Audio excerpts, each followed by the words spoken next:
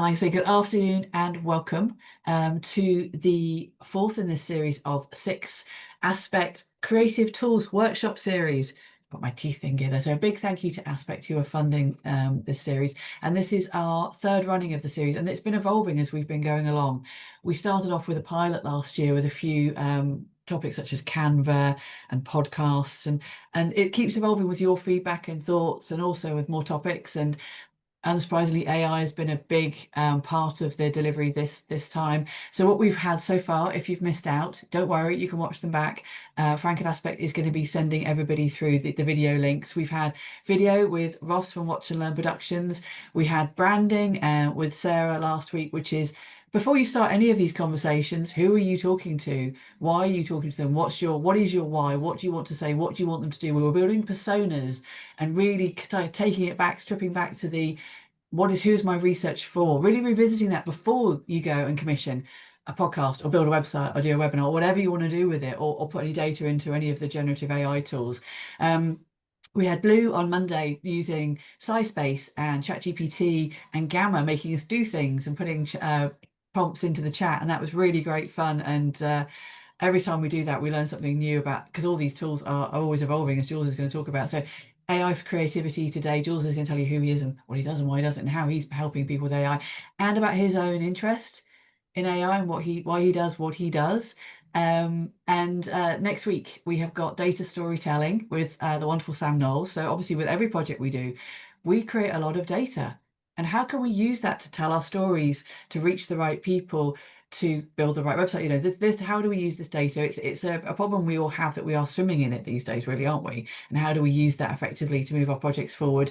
And then wrapping up with Ben, looking at websites. So, you know, you put all this together, you want to have a landing page, you want a call to action. What do you put on there? How do you build it? Should you be building it? And if you're commissioning somebody else to do so, what does that mean? What does that cost? So lots of explorations in this series. And there is another series, excitingly, coming up later in the year, hopefully. So what I'm going to do, that's the background. If you've missed anything, Frank can send you the details of the YouTube video so you can get involved in that. And right, more AI, I say, just as Jules is having a drink. Sorry about that, buddy. AI for creativity. So I shall hand over to you. Great. Hi, everybody. Let me just bring up a presentation for you all. And thank you, Kristen, for saying they've been great sessions. We have some love on the chat here. And Lorraine's trying to make us jealous because she's going to be soaking up the Italian sun next week. We'd all like to be doing that next week, that's for sure. I wish. Yes. Great. Welcome, everybody, and thanks for joining. So let's just make sure I can actually share my slides. There we go. So hi, I'm Jules, and I run a business called Spark AI. And we work with creative agencies and branding agencies and design agencies, helping them understand AI, how it applies to their work, and how it's going to change their business in the coming years. And how did I end up there? Well, I actually spent 15 years as an advertising photographer and worked in the industry. I worked with all of the big advertising and design agencies, mostly in London, and worked for all of their clients who were all over the world. And I shot all across Europe, all across the US, even China and Japan, and for big campaigns for brands like Canon and Hilton and Sony and Unilever.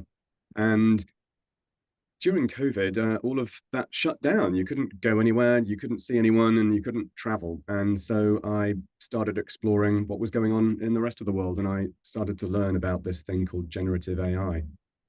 So coming out of COVID, I studied applied generative AI at MIT and thought about how it was going to apply to my world. And so then I set up Spark to help agencies sort of travel through this transition that we're seeing now. So today is going to be very much about how you can use some of these tools for the kinds of things that you do. So what are we going to do? First of all, we're going to see, how do you talk AI? Because it has a little bit of a language all of its own. Then I'm going to share some ideas about how you might be able to use it to support your research. Then I'm going to talk a little bit about how you can use it to reframe your research for different audiences. And then we'll talk a little bit about how you might communicate your research in more engaging ways. And then we'll touch on kind of where is this technology all going and how might it change things. And then there'll be plenty of time for Q&A at the end. And also, Lucy's going to monitor the chat and give me a shout if any of you have questions as we go. Yeah, absolutely. So this is this is one of the benefits. We were just talking before we went live about in person and online. And one of the best things about online events is you can ask a question in the moment. So please do that. I am basically Jules's wing person on this call. So please put questions in the chat, and we will answer them in the moment when it's relevant. And no question is irrelevant because this is an exploratory session. The point of all of these is to help you feel confident and move you forward in using all these tools to support your research project, whatever stage it is, in terms of reaching new people or just evolving it. So yeah, please talk to us. But yeah, if you put it in the chat, that would be great. Yeah, and just to back up what Lucy said, generative AI is so new and evolving so fast that there really is no such thing as a silly question. It's a bit daunting. I think Well, that's a general feeling, isn't it? hopefully we'll demystify that a little bit. Thank you. That'd be cool. So I thought I would just start by asking people, what are you currently using AI for, if you're using it at all? If you scan that QR code in at the top, or you go to slido.com on your web browser and type in that number, you can type in what you're using it for. And we can bring it up on the screen where everybody so else many is. things. I still have an issue with the word AI though. I think artificial intelligence, I think machine learning makes it meal plans. That's a There great, you go. great opener there. But we forget how much of it has been actually integral in our working environments for a long time. Yeah, and I'm going to come on to that. So a little bit Mm. about, how's this different from the kind of AI we've been using in the past? Turning dogs into 2%, humans. that's probably true. So I'm going to try and turn that 2% into a little bit more than 2%. Used it to tell me how to remortar my I pet. love this. Yeah, these are some great things here. And first drafts and summaries, of course, on more work Yeah. stuff. That's very good. And we've got someone who uses it for everything. Well, you're in my world. I use it for pretty much everything. I love that. Storytelling for people with dementia. That's a brilliant, brilliant use of these things. Mental health questions. Yeah. And yeah, using these things to repurpose content to people with different ways of experiencing the world is really powerful. Excel formulas, yeah, they're great at Excel's formulas, and they are great at making images of your dog. But I like the levels here Yeah, of applications. It's really good. concept refinement, nothing intentionally. So yeah, there Ooh, are still yeah. some people who haven't had the chance really to get their hands around head around these things yet. So this will be hopefully we'll speak a little bit to what everybody is doing today. There'll be something for those of you that have used these tools quite a lot. I'm pretty sure you'll still learn something new. And for those of you that haven't really had a chance to get stuck in yet, you'll hopefully this will give you enough information to have the confidence to get started.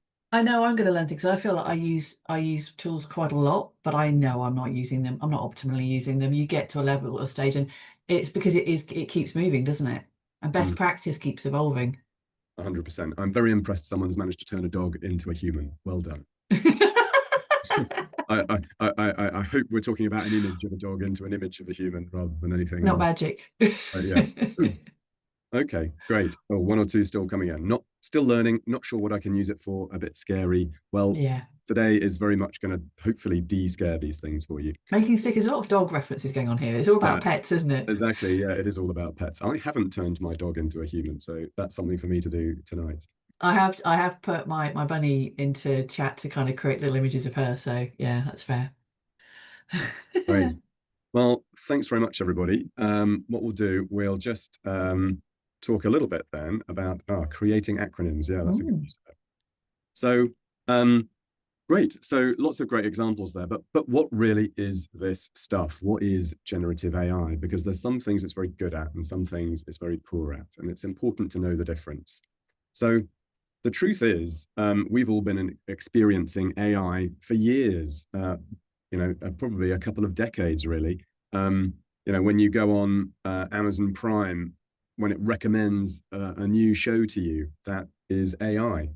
And if you drive a Tesla in it, you have, the autopilot function. The machine vision that's using is also kind of AI.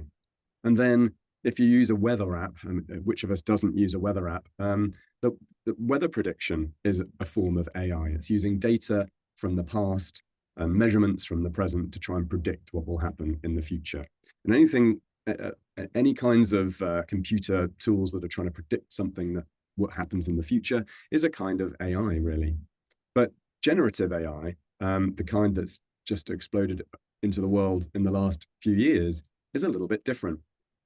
And I asked ChatGPT how it was different, and it gave me this answer. Generative AI creates new content like text or images by learning patterns from existing data, simulating human creativity and decision making. And I think the really important word in there is simulating. These are giant calculating machines that can appear to be very human, but they work in a bit of a different way. And understanding those differences is important. And that's what we're going to spend a few minutes doing now. So any computer program you've used in the past, up until generative AI came along, has worked in a certain way. Somebody has programmed the rules into that computer program, into that piece of software, and those rules perform a specific task. So you give it, if you give an input into the computer program, the computer program applies the rules that the programmers gave it, and it gives you an output based on those rules. And that can be something as simple as a very basic calculation like this, or it might be something very complicated, like rotating an image in Photoshop. Every single pixel has to be remapped into a new position, but it's following a very predetermined set of rules that somebody programmed. And AI, all of these AI systems work a very different way. Instead, what we've done is we've given them the inputs and we've given them the outputs. And the computers have calculated what the rule must have been to get from one to the other. So in the case of generative AI, we've essentially given it the internet, and it's crunched away on all of the content in the internet, and it's worked out the rules of human language, essentially. And so these things can now mimic the way that we speak, the way that we see, the way that we write, and very convincingly, because they've seen what's out on the internet and calculated the rules. And the rules are far more complicated than any team of humans could ever write down. ChatGPT 4, which was the model that was current about 18 months ago, has 400 billion parameters in its model. So it's 400 billion calculations it's making in order to give a response to your query, which is absolutely mind-boggling and more complicated than any human can really get their head around. So these things are kind of black boxes in a way. Even the people that make them don't fully understand exactly what they're doing inside. So sometimes, we call these things artificial intelligence, but I find sometimes it can be helpful to think of it as algorithmic intelligence, because really these are giant calculating machines.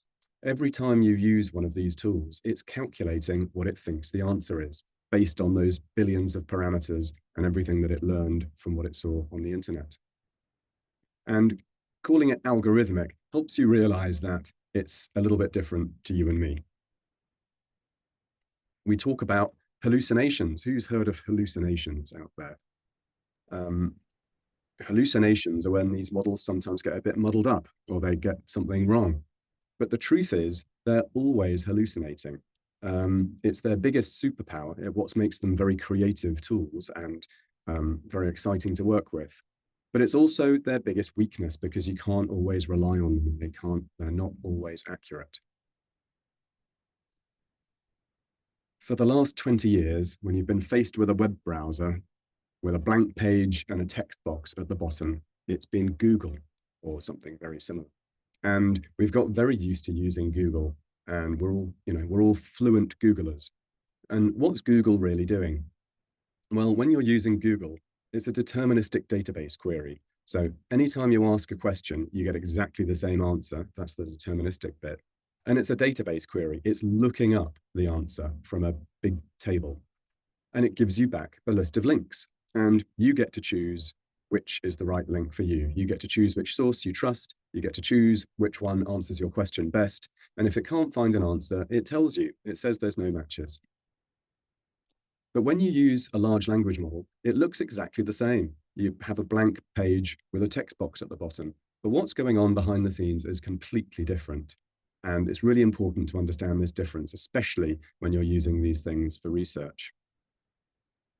So a large language model, which is the collective term for things like ChatGPT, are non-deterministic pattern matches. What does that mean? Well, the non-deterministic part means that if you ask the same question twice, you'll get a slightly different answer. Try it if you haven't seen that happen before. And they're pattern matches. They're not looking up the answer in a database. They're calculating the answer based on patterns they've seen before in their training data. So it's guessing the answer. And it'll always give you a good answer, but not necessarily a right answer. So these tools are very, very helpful when there's lots of different ways to give a good answer. They're not very helpful when there's only one way to be correct. So if you're using these things for facts, they can be misleading because they can get things muddled up and get things wrong. If you're using it to explore ways to think about an idea or ways to communicate a concept or ways to structure a lesson, for example, then they're brilliant because there's no real right or wrong there. As long as they're generally going in the correct direction, that's fine. No single word matters too much. But if you're asking exactly, how many bus drivers there are in London or whatever it might be, they can easily get that wrong. And they always give you a very confident answer. You don't know how much they're having to guess, how much data there is in their training that supports what they're giving you. And there's no transparency about where that information came from and how hard it was guessing.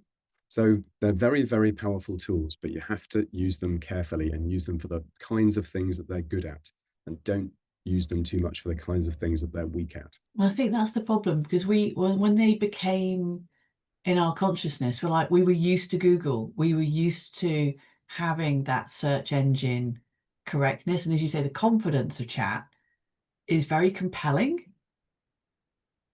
And yeah, 100% agree. And the other thing that's very different about Google is when you type a query into Google, it gives you an answer, and kind of that's it, right? You get to click some links and read where they take you, but that's kind of it.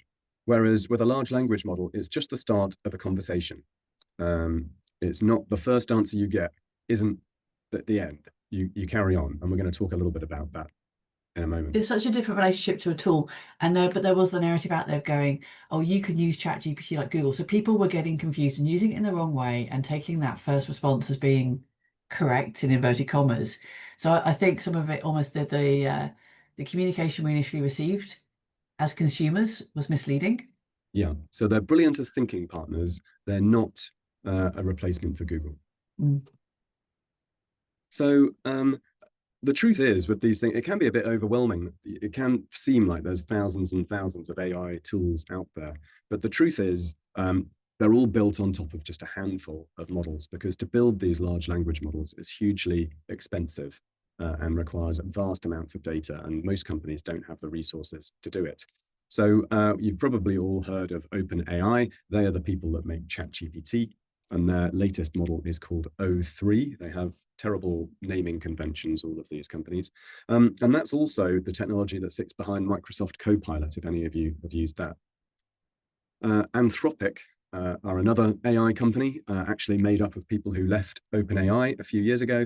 And they have a model called Claude. And just last week, they released their latest version of Claude called Claude 4. And Google, of course, are in this place as well. If any of you use Google Workspace and Google Docs and all those kind of things, then you probably have access to Gemini, which is Google's model. And the latest version of that is really good, and it's called 2.5 Pro. Isn't Apple coming into this as well? Aren't there plans? So Apple made a big splash last summer talking about Apple Intelligence, clever AI, and that it was going to be rolling out on all of our iPhones anytime soon, or if you had an iPhone 16 at least, which was powerful enough to run it. Since then, they've kind of tripped over themselves and got a bit stuck, and they haven't really released any features yet. So they're finding it much harder than they thought they would. There's a nice question from Kirsten, sorry, in the chat going, guessing or predicting answers? Yeah, kind of the same thing. Yeah. Okay, cool. They are, if you think about probabilities, they are working off probabilities, these things, hence the sort of non-determinism. But if you think about if they have 10 different ways that they could answer that question, each with a certain probability, they have to choose which one of those answers they're going to give you. And you don't get to see the answers it didn't choose to give you. So they are Mm. kind of guessing and they're kind of calculating. And it's, yeah, I'm not So quite sure interesting. what the perfect metaphor for it is. But the point is, they're not looking it up on a database. They don't know what right and wrong are. All they know Mm. is what a good answer probably looks like. And that's really important.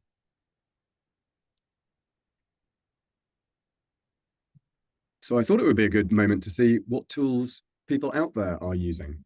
Um, so there are lots and lots, there are many, many more tools than just Claude and Gemini and Copilot and ChatGPT. If you're using something else, it's most likely using one of those other models in the background or one of the image generation models. Some of you might be using Midjourney to create pictures, for example. Canva's got AI now, hasn't it? Mhm. A lot of people are kind of adding it into the mix. Yep, Adobe, yep, Canva, Grok. Good to see a Grok out there. I don't see Grok pop up on this chat, but this kind of question very often. But it is built painfully arrogant or low smart. That sounds a Well, lot it's creative. Elon. That's Elon in a Yeah, yeah. nutshell, isn't it, really? Grammarly is a great writing assistant. Plexity Yeah. is a good research tool. I think it's for a while it kind of owned the research space. I think now you can probably use ChatGPT or Gemini just as effectively as Perplexity. WhatsApp, yeah, so Meta have started rolling out AI into WhatsApp. SciSpace, I think was touched on in a previous session. Is that right, Lucy? Yeah, we talked about that on Monday with Blue. Really great platform. Great. Yeah, I don't know actually. I'll take a It's look. all academic research papers. So if you're working on something, you can search SciSpace for all the publicly available papers on that topic. So really good, not only with sort of validating, but also from a collaborating perspective. Brilliant. And I've seen VisCom pop up there, which is great for 3D visualizations. Yeah. Oh, I've not heard of that. And Iris AI. I don't know Iris AI, but we've got ChatGPT and Grammarly in the lead at the moment, ChatGPT and Copilot. There we go. So um, great. Thanks very much for sharing, everybody. Oh, and we've got Gamma down the bottom there, which is that's a tool for helping you write slide decks. We Uh, looked at that on Monday as well. I love that. And one of the practical applications we talked about of that on Monday is taking someone's deck that's maybe a bit dry or wordy and just popping it into Gamma to zhuzh it up, to kind of give it that creativity and take it away from looking like PowerPoint mainly, I think is what we covered on great. Monday. But Okay. there's some great tools that just can make your work look better without actually taking anything away from your work. Yeah. Yeah. Great. Well, thanks for sharing, everybody. Yeah. So ChatGPT and Copilot proving popular with a bit of Grammarly, SciSpace, Canva, Gemini, and Gamma in the background. Great. We've got some bits in chat as well. Jeremy's talking about Event Labs and NVIDIA AI and Verbo. Quillbot, gosh, there's just so much out there, isn't there? And this is also part of the challenge, isn't it? Yeah, so there's actually a website out there called There's an AI for That. And you can search on there to see if there is an AI for that, for the thing that you're trying to do. And it'll And a give you, lot of these have quite good free base level solutions, don't they? yeah, some of them do. If you're on the free version, you generally have to be careful about data privacy. I know that was covered a little bit on one of the previous sessions, but in Silicon Valley, they have a rule of thumb, which is if the product is free, then you are the product. And what that means is it's hoovering up your data. This is how Google and Meta made their gazillions, was off the back of all of the data that people freely gave them through Facebook and Google Search and other things. For you to keep your data private. If you're doing proprietary research, I'd imagine that's often an important consideration. Then you don't want to be on the free version of any of these tools, especially ChatGPT. You want to be using a paid plan where you get to turn off. There's a little setting in the, there's a little option in the settings that allows you to turn off something called improve the model for everyone. And you definitely don't want to be improving the model for everyone. Like Kristen says, that's one of her main issues. What are we giving them? And a paid version of chat is $20 a month, isn't it? So it's not. Yeah, and if you can't get $20 a month of value out of ChatGPT, then you're not using it well enough. And today will be a little bit about how to get that value out of it. So thanks for sharing all of your tools. Let's move on. So great. So how do you use these things well? So ChatGPT, Gemini, Claude, Copilot, these are super, super powerful tools. You're getting access to some of the most state-of-the-art technology anywhere in the world for, for $20 a month, which is remarkable, really. But to use it well requires a bit of changing the way that you think a little bit. So I call this sort of controlling the chaos, because the thing about these models is they're capable of creating pretty much anything. The hard thing is get them to create the thing that you actually want and something that's actually useful to you.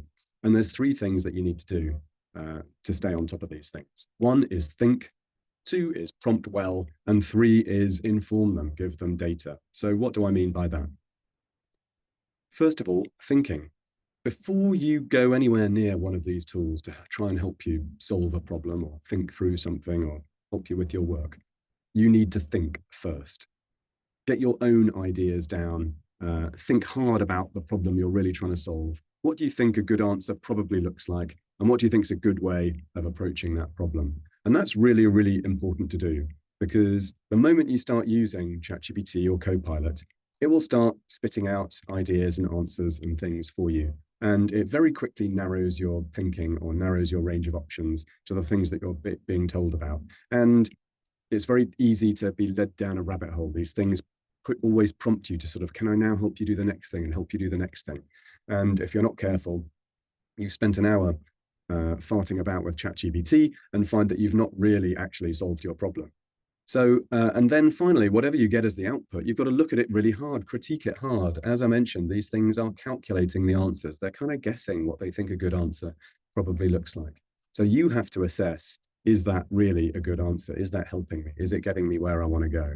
A lot of, when you're using these tools for something that you're highly experienced at, it's very easy to spot when the answers aren't very good. When you're using these tools in areas where you're not very skilled, it's easy, these things answer so confidently that you think they're brilliant, and they tell you that every idea you give it is excellent. Somebody somebody last week described ChatGPT as a bit like a dog. It's always trying to please you, and that's very true. So don't switch your brain off. Always use your brain.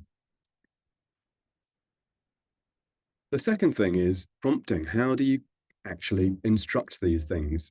So Andre Karpathy is one of the founders of OpenAI. I think he's left now, but he was one of the original people behind it. And he tweeted this very shortly after the launch of ChatGPT. The hottest new programming language is English. And there's two, I think it's a great statement, and there's two aspects to that. One is you all speak English, so you all have the potential to be brilliant programmers. But you do need to use English a little bit like a programming language to get the best out of these things. You've got to structure your queries and structure your instructions in ways to get the best out of these tools. What do I mean by that? Well, when you think about how to instruct these things, you need to break your prompt down into some buckets. And a helpful way to think about it is what I call context, instructions, constraints, and inputs. There's lots of different frameworks for prompting, by the way. There's no one perfect way to do these things, but they all try to get you to do the same thing, which is to break your instruction down into some components. So this is one that I find relatively helpful. So first of all, context. So who are you? And who are you asking the AI to be for you? So it's really helpful if you explain what your role is, and then you explain what you want the AI to be. So if you're an academic researcher in a particular field, tell it that. And if you want the AI to act as either a copywriter or a critic or an ideation partner or something of that nature, tell it that as well, because it'll help it understand what kind of answers you're looking for. And then you need to give it some instructions. You need to break your task down into what you want it to do. And you can get quite detailed there, and we'll look at some examples in a minute. Third, you need to give it some constraints. So what are the things that have to be included in the answer? What should the output look like? What kind of structure or format do you want it in? So you know what a good answer for your query looks like. Tell it. And then finally, you've got to give it some information, like what would it need to do a good job? What would it need to know? So whenever we approach a task, we have huge amounts of context sitting in our head, all sorts of information that we've picked up. And the AI won't be able to do a good job if you don't share some of that with it. So a helpful way to think about these things, I think, is to imagine you're talking to a very intelligent intern at very first day at work. So they're bright and eager and want to please, but they don't know anything about you. They don't know anything about the kind of work you do. They don't know anything about the audience that you're trying to talk to or anything. You have to instruct them. So prompting, I think, is a bit of a misleading word because it suggests that prompting is something quick. But actually, the better way to think of it, I think, is to think of it as briefing and then having a conversation. It's very much like working with a person. You have to brief them well so they understand what the task that you're actually asking them to do. And then the first thing that comes back, you don't stop there. You actually have a conversation with it. If the intern came back with something that wasn't brilliant, you would say which bits were good, which bits were poor, and ask them to redo the bits that were poor with some additional direction. That's exactly how you should interact with generative AI. And finally, you've got to give them the information that they need to do the job well. So these examples are aimed more at my agency clients, but I'm sure some of them will resonate with you as well. These tools can now read anything. And we're used to thinking of data as stuff that sits in spreadsheets or databases, but these things can read emails, they can read your meeting notes, they can read your project plan, they can read a market research report, they can read images and videos, they can read websites. And they can even read, if you photograph your notebook, they can even read your handwriting if you upload it. So these things are now super, super powerful and access all of these things. So if you think about when you're doing a task, what's all the information you're referring to complete that task, you can feed that to an AI and it will help do the task much better for you. Any questions on any of that before we dive into some of the specific things you might want to use them for? And I think on the data side, as long as you've taken care as to what data you're putting into chat, as you said, and whether you've got you've followed it intelligently. I've used it a lot for grant applications and Yeah, for it's a getting great use. clarity. Mm. Because some of the grant applications you can end up with 3 or 4 documents with guidance, and actually putting those into chat and asking it advice about how you then frame your project to fit in with the criteria.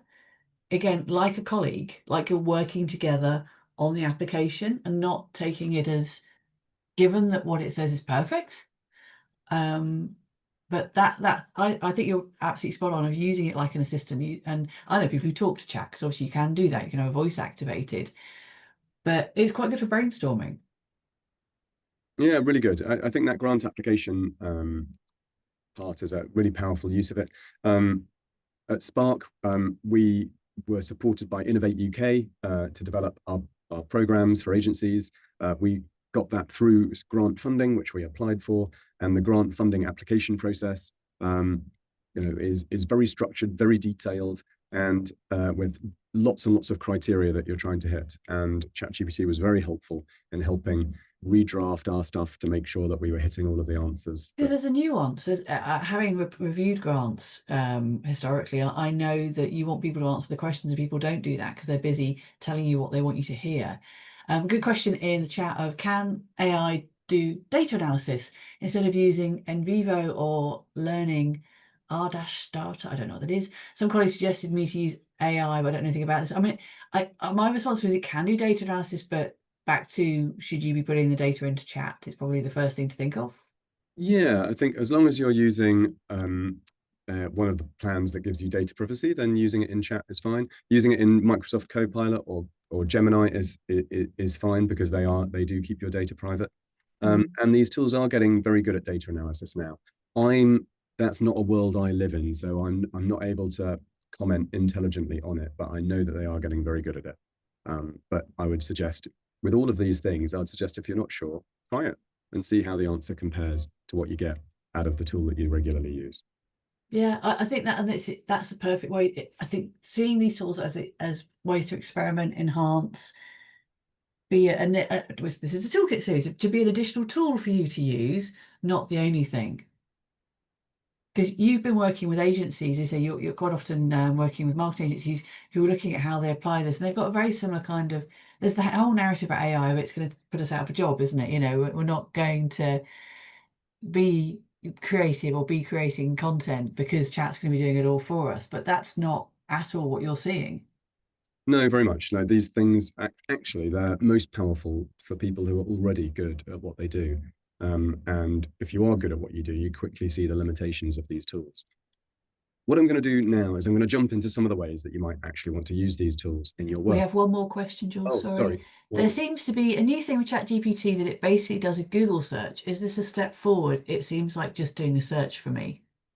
yeah, so people are spending lots of money to try and bring the worlds of Google search and large language models together so that you get the I guess the fluency of a large language model, but with the accuracy of Google. So if you use ChatGPT now, you start to get references in the links. It starts to give you links to sources that it's found.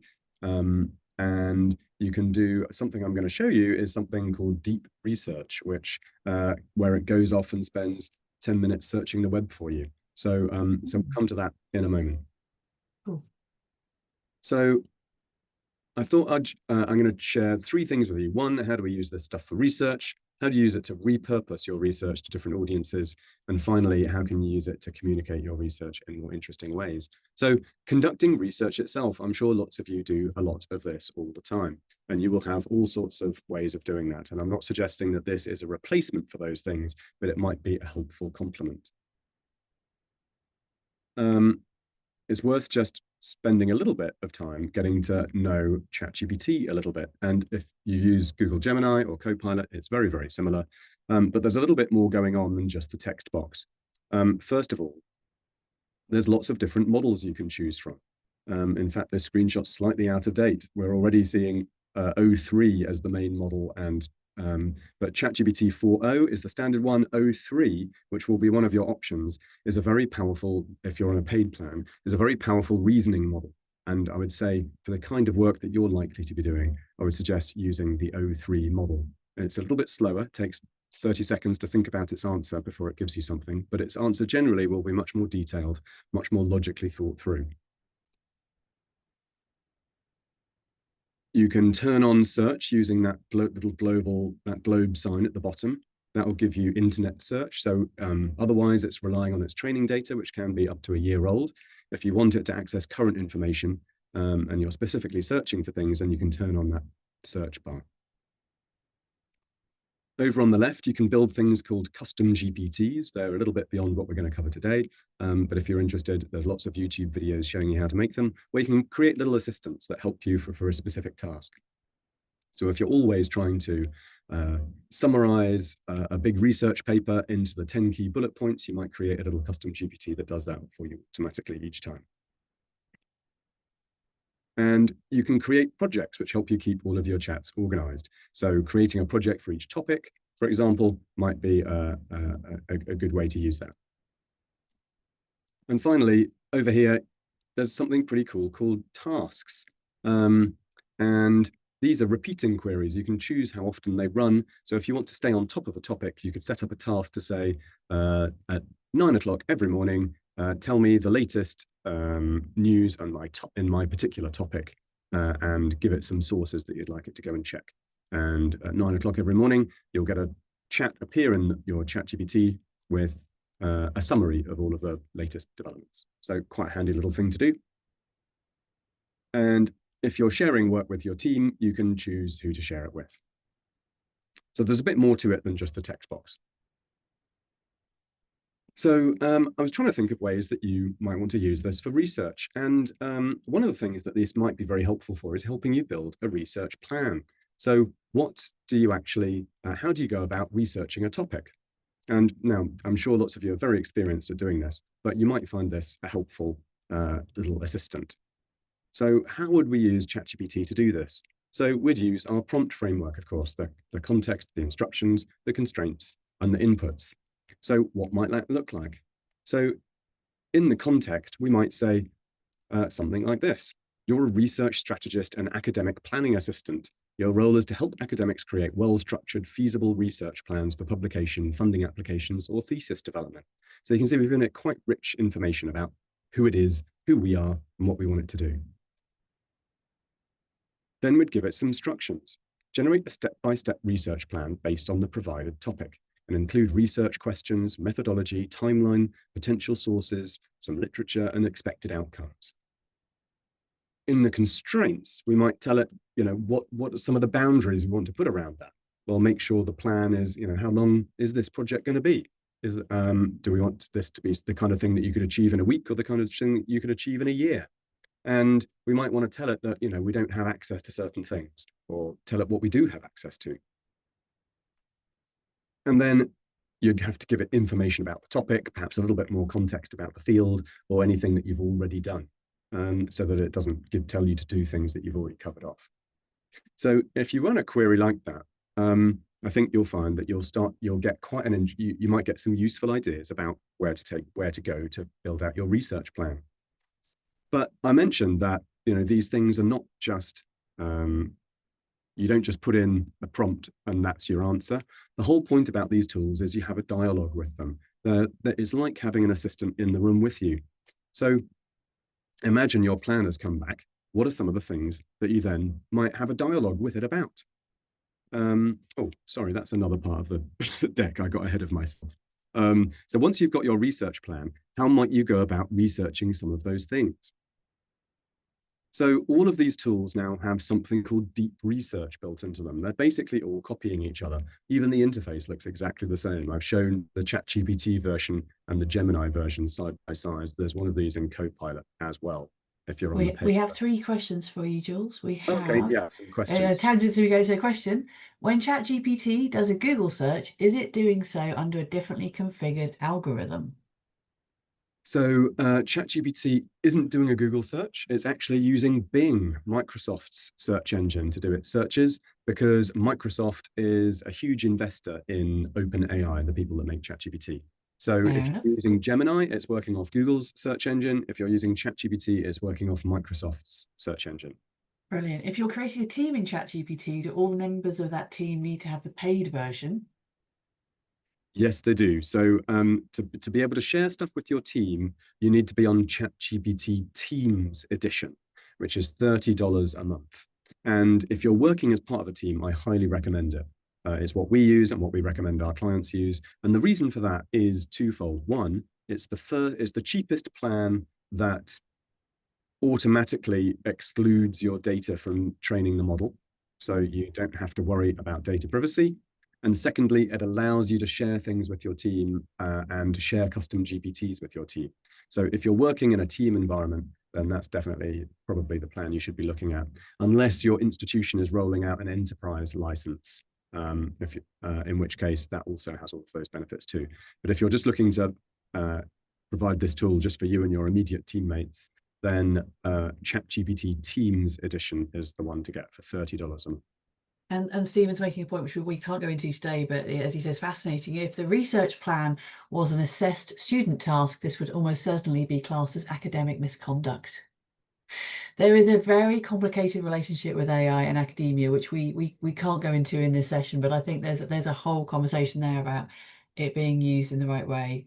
But yeah, Stephen, I love that feedback. We can't go there today, but it's always good to bear in mind. So what are these deep research tools? Well, deep research is, you might have heard of AI agents, and which is a sort of an emerging technology, which is where the AI is actually intelligent enough, if you like, to be able to go off and perform actions on your behalf. And these deep research tools are an early form of that kind of agent. So you could write a detailed piece. You could write some detailed instructions into one of these tools, click the deep research button, and it develops a research plan for you, researches that topic, and then comes back with approximately 5,000 to 10,000 word output with all of its citations at the bottom, maybe 100 links to where it got all of its information from. These things do have limitations, which is obviously they can only access material that's publicly available on the internet. So I know a lot of you will have access to academic journals and other things that are behind paywalls, these tools will not have access to those, but they will have access to anything that is publicly available. And the way that you might brief these things is just the same way that you would prompt that you would a normal prompt. So you might say, I'm an academic researching a particular topic. My hypothesis is, and suggest what your idea might be, I want to research all the most important papers on that topic to see how they confirm or challenge my hypothesis.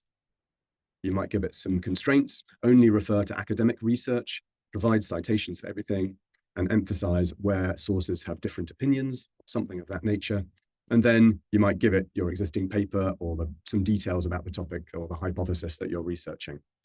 It'll go away, it'll spend about 15 minutes producing a report. If you're using Gemini, you can then automatically export that report as a Google Doc. If you're using the Microsoft version, you can automatically export it as a Word doc.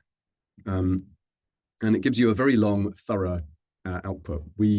For branding agencies and design agencies, people are starting to use these tools to research the competitive landscape for their client or research a particular market that their client's trying to enter.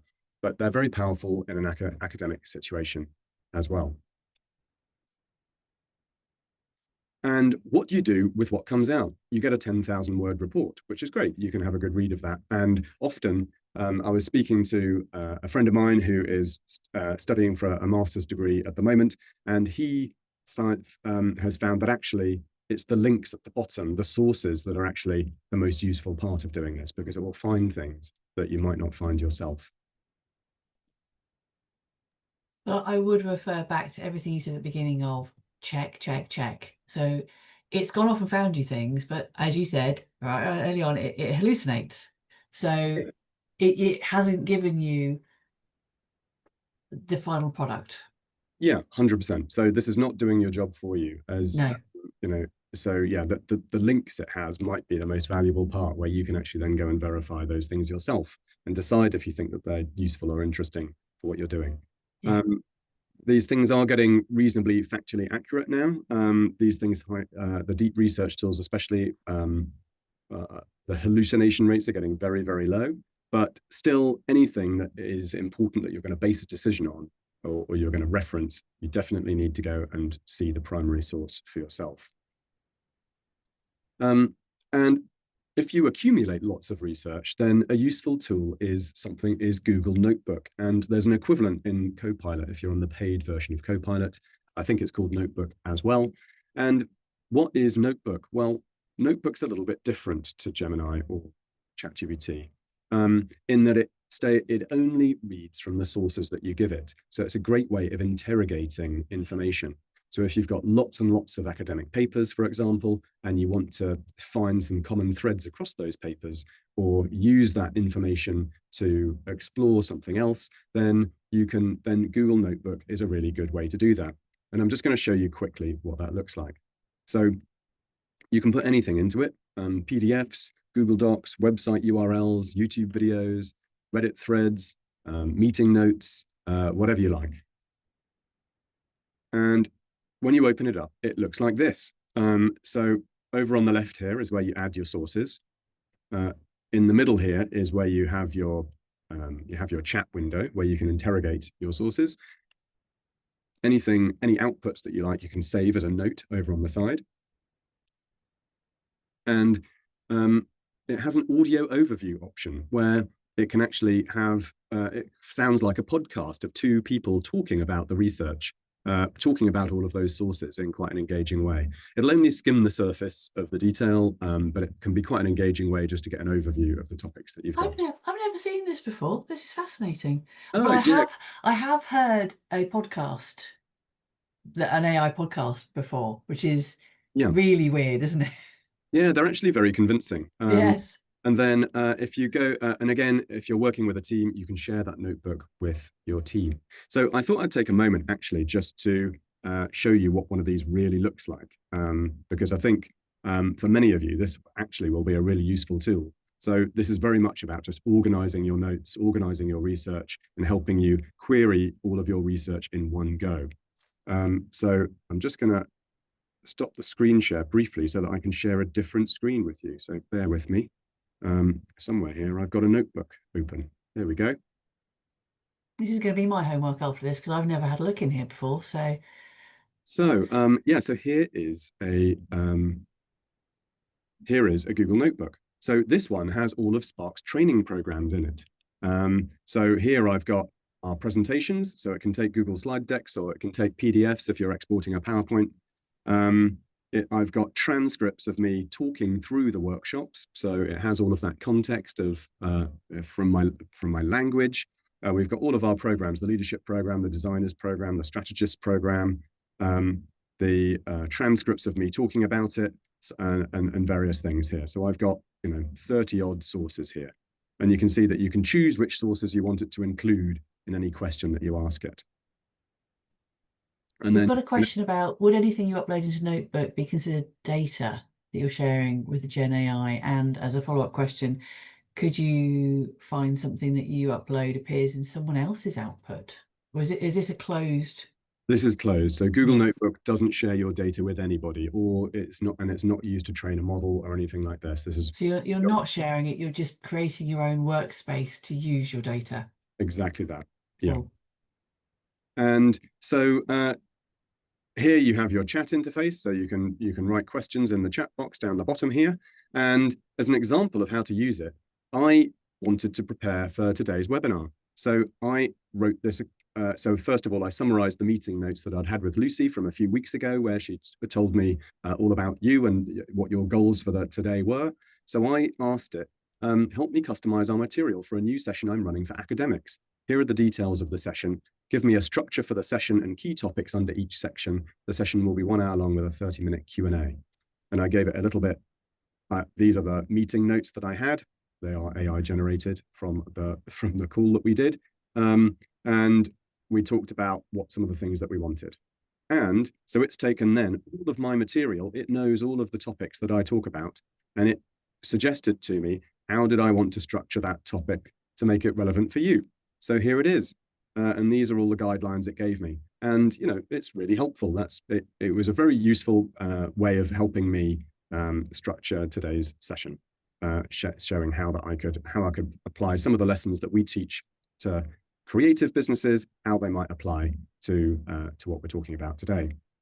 So really useful. And then when you've got a note that you like, you can save them over here. And as I mentioned, you can create this podcast over here and share it with your team. You get a bit of control over how you want it to behave. You can decide if you want it to be more analytical, or if you want it to be more act more like a knowledge base, and it will guide you through your information. Or you can give it some custom instructions. Here's where you literally write like a prompt to tell it how you want it to behave. And you can choose whether you want your responses longer or more concise. So you have a bit of control over it as well. So Google Notebook, great tool, highly recommend it. If you're on a paid Google Workspace plan, which is £12 a month or something, you can have up to 300 sources in here. And unlike ChatGPT, it is only drawing its information from those sources. And you can see here that it's given me lots of little links. So this is showing me exactly where that came from in my sources. So I click on these, it'll jump to the source and show me exactly where it got it from. So really, really powerful way of sourcing all of these recommendations and seeing where it came from. So this little window here is exactly the quote from the document. And here's where it's gone to that document and found the section where I talk about that thing. So again, everything here is grounded in your actual research. Really, really helpful. This does negate a lot of the concerns about it, that information going out. Where is it being stored? Is there any concern there? So this is being stored on a Google server. So if you use Google Drive, for example, to store your documents, or Dropbox or Microsoft SharePoint, it's not really any different from that. You are hosting this stuff on a Google computer, but it's not using that information for any other purpose or anything like that. Cool, good to know. I'm just going to find my presentation again now. There we go.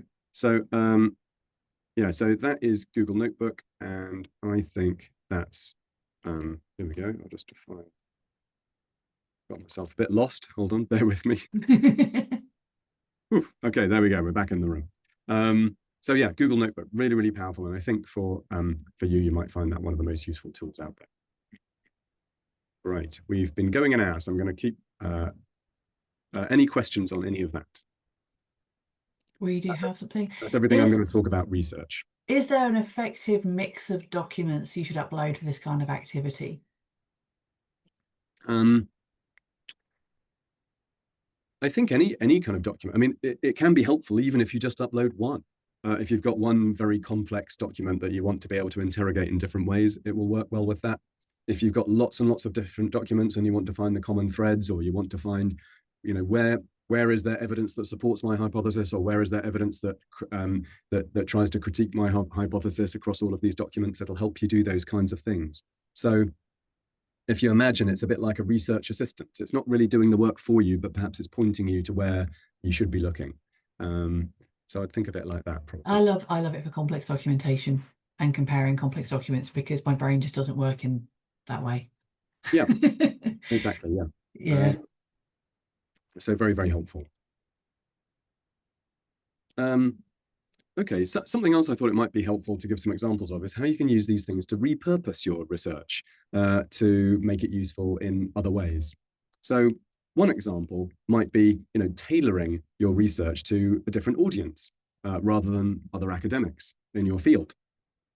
So one thing, following on from last week, we've built our persona, we've done our branding, and we know who we want to talk to, and now we have, like, what are we going to say to them?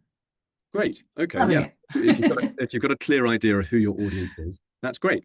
So I've suggested here, one way that you could do this is you could say your role is to translate complex academic material into compelling, accessible insights for a curious, intelligent lay audience without oversimplifying. So obviously you could change that to be whatever audience you were actually trying to reach.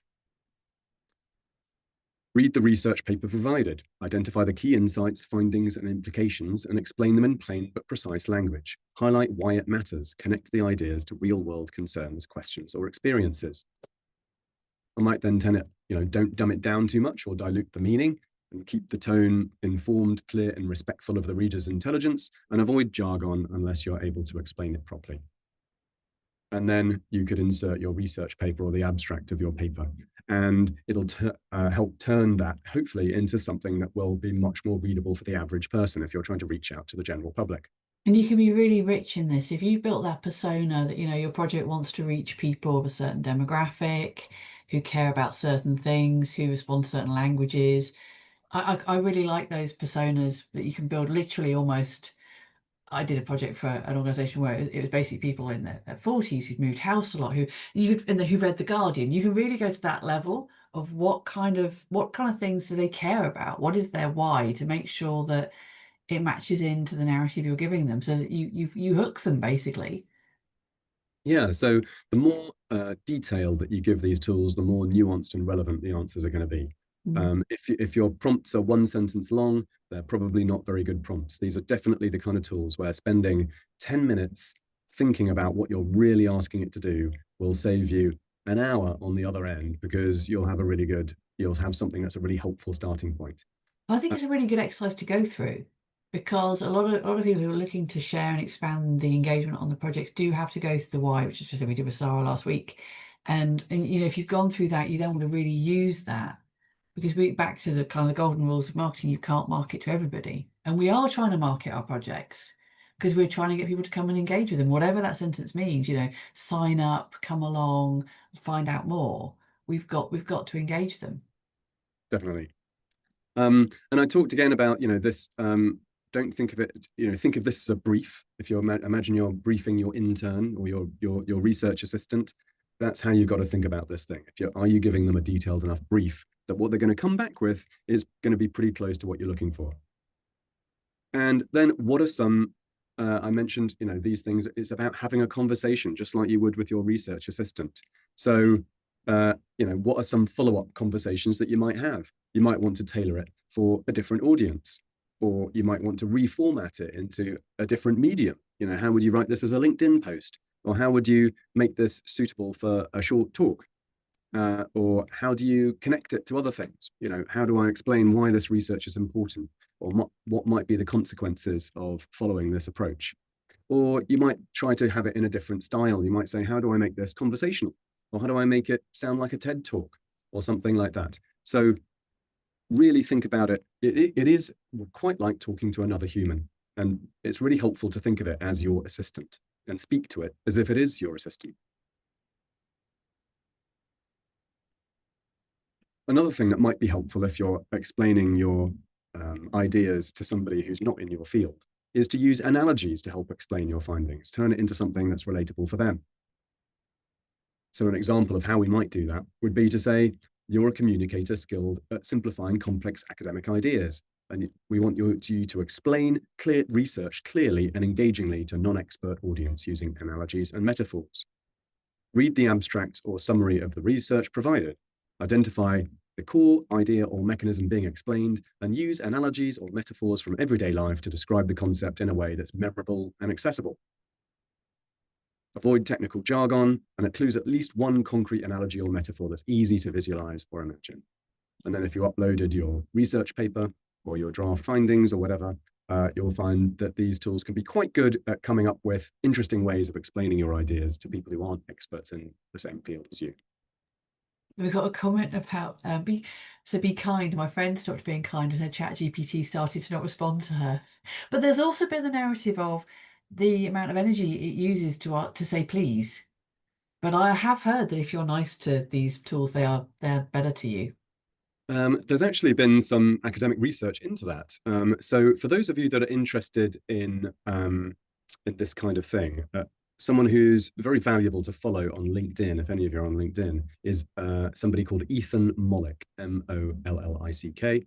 And he is a researcher at Wharton Business School in America. And he's been looking into the implications of all of this technology and how it gets used and what's really going on. And he's a brilliant person to follow. You don't need to be an AI expert or machine learning expert. He very much turns it into useful implications for what it means for these things.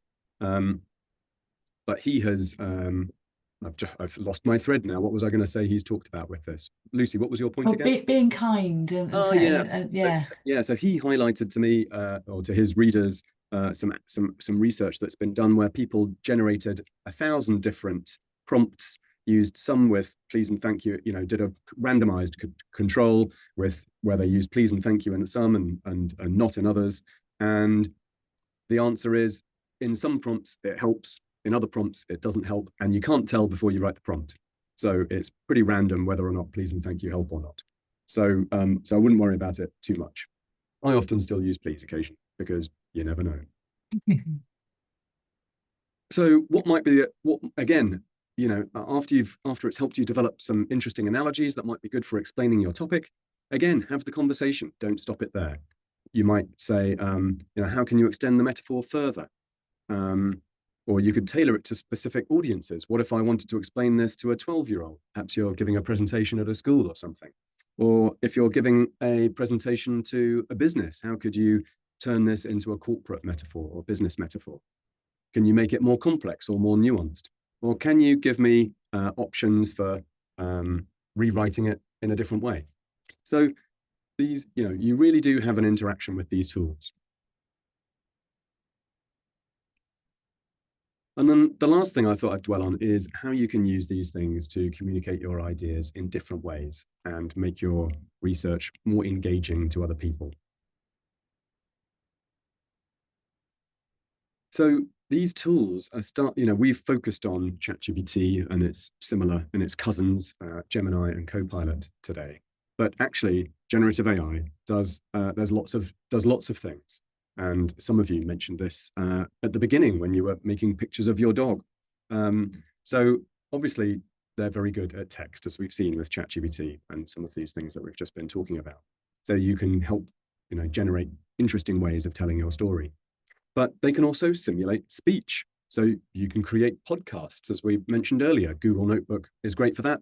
And if you want to get more complicated, there's a company called 11 Labs that are the leaders in voice synthesis. You can clone your own voice if you like, and then give it text, and it will read out that text in a sort of podcast style format.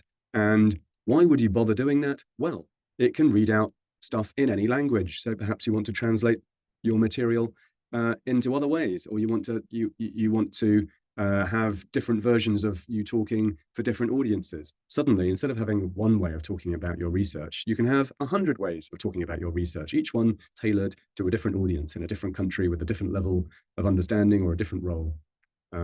So you can create podcasts at huge scale. Secondly, yeah, you can create images. So you don't just have to make images of your dog. You can create images that explain your concept. You can create posters for your research if you're at a conference. You can create diagrams or infographics. So ChatGPT is quite good at doing that itself now. It has a good image engine built into it. And another tool that's good if you want to make pictures is ideogram. There is one called Midjourney as well that's very popular, but Midjourney is terrible with words. So if you need anything where the text is legible, ideogram. That is a generative AI issue, isn't it? Images with words. But I've seen some ones out in the public domain that are hideous, that have got spell Yeah. typos. But they're getting really good now. ChatGPT and ideogram will get your text right 95% of the time. Oh, cool. And then a cute little tool is Napkin, which does infographics for you. So if you have perhaps your research followed 5 stages and you want just a nice way of showing the 5 stages, you can type in the 5 stages into Napkin and it'll create a cute little infographic to do it. I've not heard of that one. I might make a note. Yeah, and it has it does have a free version that's you can do, I think, 5 generations for free or something like that. Okay, well, that's cool. And these tools are great for video. So one of the most popular video tools is Runway. So you can take pictures that you've generated and animate them, or you can just describe what you want and it will create a video. And then you can also create videos of yourself. So there's a tool called Synthesia that creates avatars or digital representations of people. So you can film yourself on your webcam. It'll get you to read out a script and look in different ways. So it gets a understanding of what you look like, and it'll create a synthetic version of you. So you can then present your webinar without even being in the room. Oh, that's where it starts getting weird for me. But why would you do something like that? Well, Yeah. just like we said with the speech generators, you might want to have different versions of the way that you deliver something. You might want to have a video on a website about your project that is you talking about it, or whatever it might be, and people can then ask for that to be in different languages or ask for it to be a different length. And we're not trying to deep fake any of this. This isn't deep fake. This is just different ways of communicating. Yeah, this is just this would be you. And then one of the other things that started to become very easy is to build websites now. So, websites have got a lot easier in recent years with tools like Squarespace that mean that you don't have to do any code. But there are now tools that will actually build the website for you just by asking for what you want. So Lovable is one of those. So much fun. I've had a play on Lovable, and it just, again, it gets you to something you can then tailor. But it's, yeah. So a great way to bring these things together might be to ask ChatGPT for ways to create a simple interactive website that allow people to explore the themes in your research, and then give that description to Lovable to build it for you. So yeah, these tools start to make technology much, much more accessible. And just to give you a little example of what I did, I had 5 minutes to get ready for this presentation. So I thought, okay, well, let's take, imagine you're going to a conference and you want to have a poster on your booth so that people know what to come over and ask you about. I did a master's in biological anthropology a very long time ago, and human evolution is still something that's very interesting to me. So one of the recent findings was a new Denisovian jawbone that was found in Taiwan a couple of months ago, which has massively expanded the range of the Denisovians thought to have inhabited. So I thought that was kind of interesting. So I got ChatGPT to give me a little summary of that discovery and why that was important. And then I asked it a question. I said, generate an infographic of this. Very simple prompt. You could create a much more detailed prompt if you wanted your infographic to look something very specific. And there you go. I got a little poster. So it even put Spark at the bottom because it knows who I am. So anyway, so that's a very simple version, but these tools can actually do reasonably complicated things as well. But that generating have a play, as you say, that was really basic, and that still looks a lot better than some posters I've seen. Yeah, and look, all the text is correct. No spelling. Yeah, we've got a question about Lovable. Can it be used to improve an existing website? Not really, no. There's a lot of buzz around coding assistants and what people are calling vibe coding these days, where you actually never look at the code, you just almost talk about what you want. And they're great for creating things from scratch. They're not very good at integrating with code that already exists. Yeah. Not a coding expert, but that's what people tell me. That's what I've heard as well. But you know, the fact that we are starting to be able to build apps and websites from scratch and just get basically back to that, especially if at the beginning of this project, you know, if you're trying to get your research out, you just want a minimum viable product out there. You haven't got any budget to pay someone to build a thing. It's a good way to get started. I think it's really good for momentum. Definitely. Oh, the source. So I couldn't get the source for the infographic that was on. So that was done using ChatGPT. Sorry. Yeah, that was done Yes. right within ChatGPT. I never left ChatGPT. So I asked ChatGPT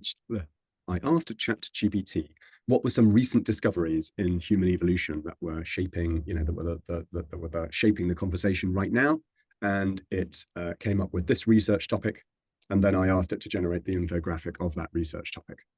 So we've got Robin in chat saying 10web might be able to do work with WordPress sites. So, I mean, it doesn't surprise me that it's going to start looking at that. It's one of those things that we all grumble about, isn't it, when we need to make changes?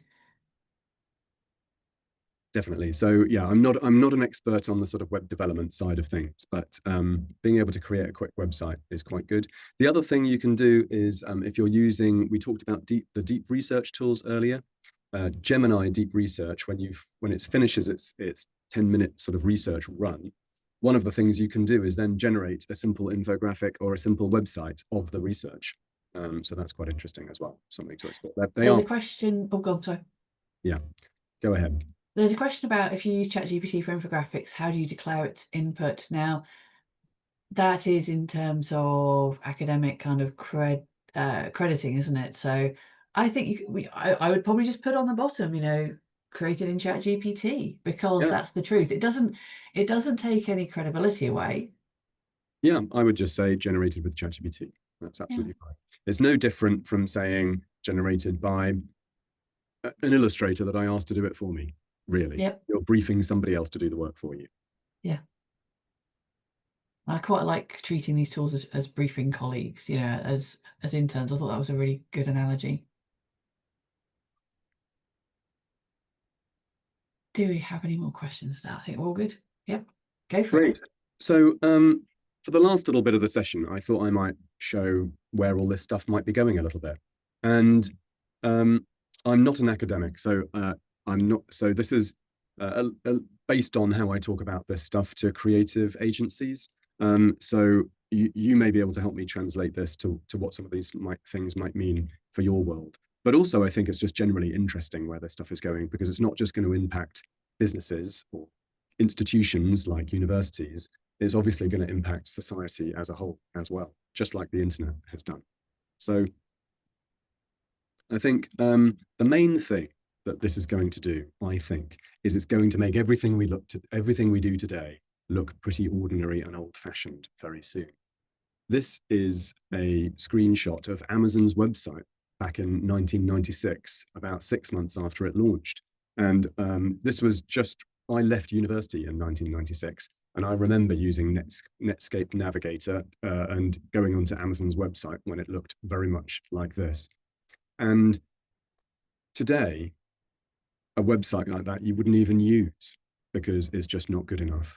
Like the world has moved on, and generative AI is going to make everything move on.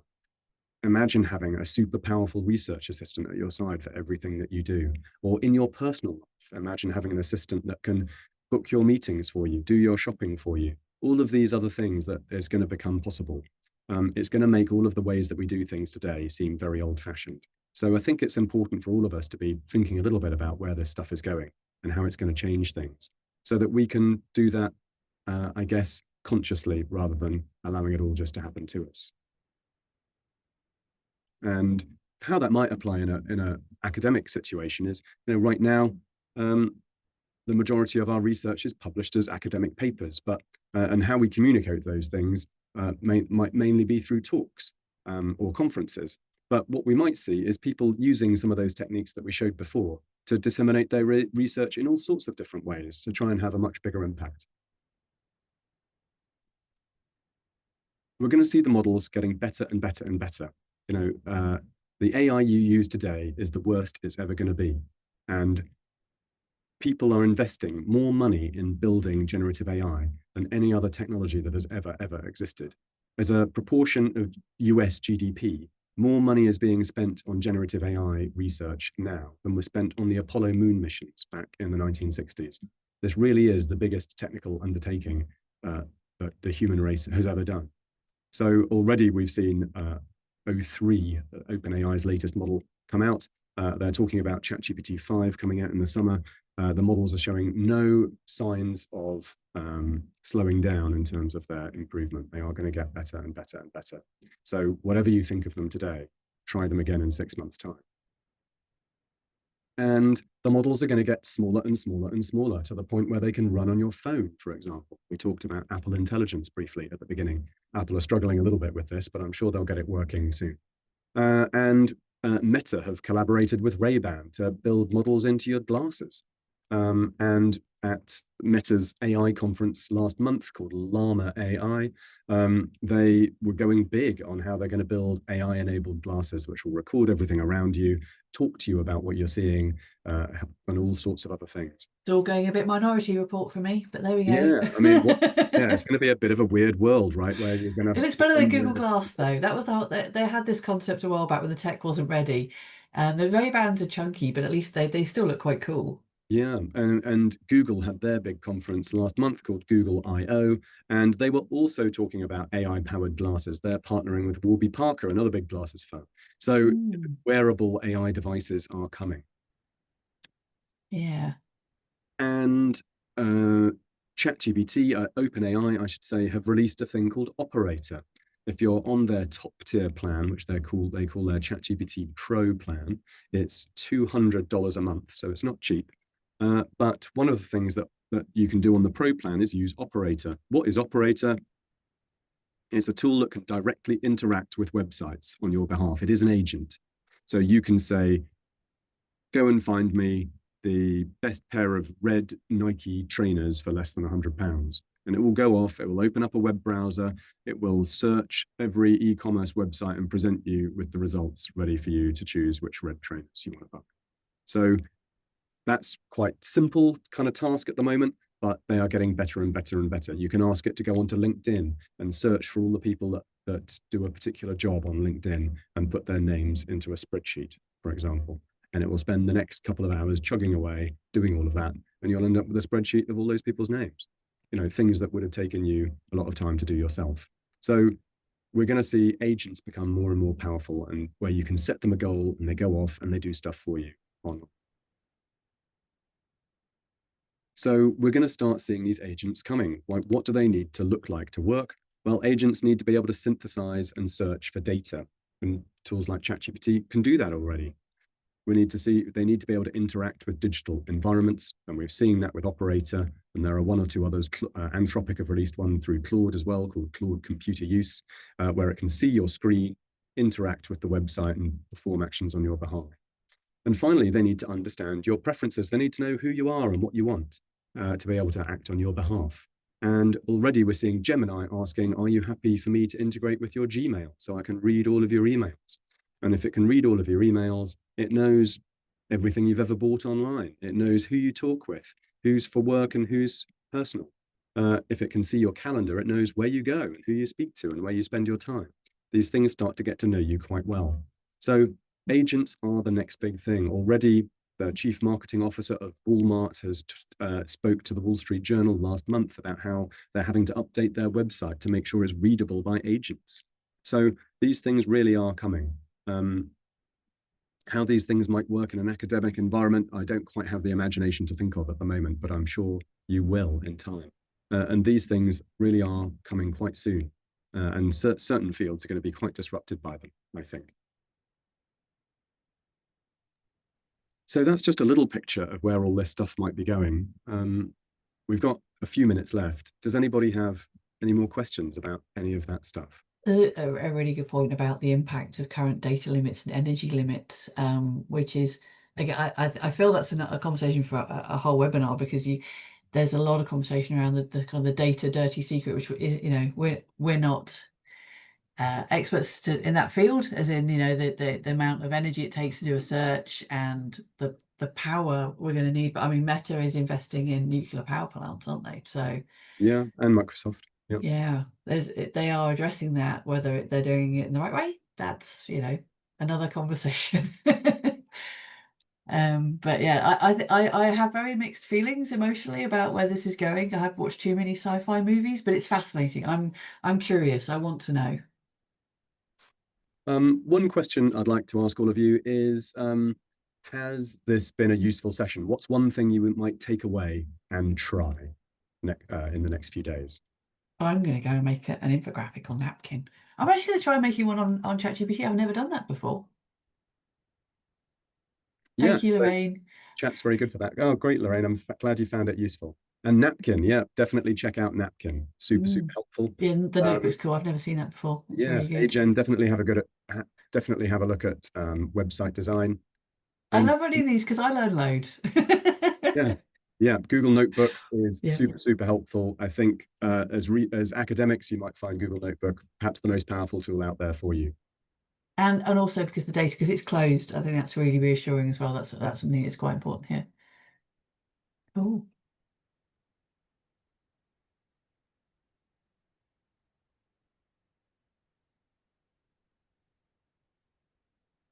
Yeah, Great. we'll share the recording next week. But basically the next block of recordings will go live next week when we've run the final two sessions. Great. Well, thanks very much, everybody. AI is a world that moves very fast. If you'd like to kind of stay in touch of what's going ahead, then we at Spark publish a newsletter that goes out every 2 weeks. It's aimed at sort of creative uses of AI.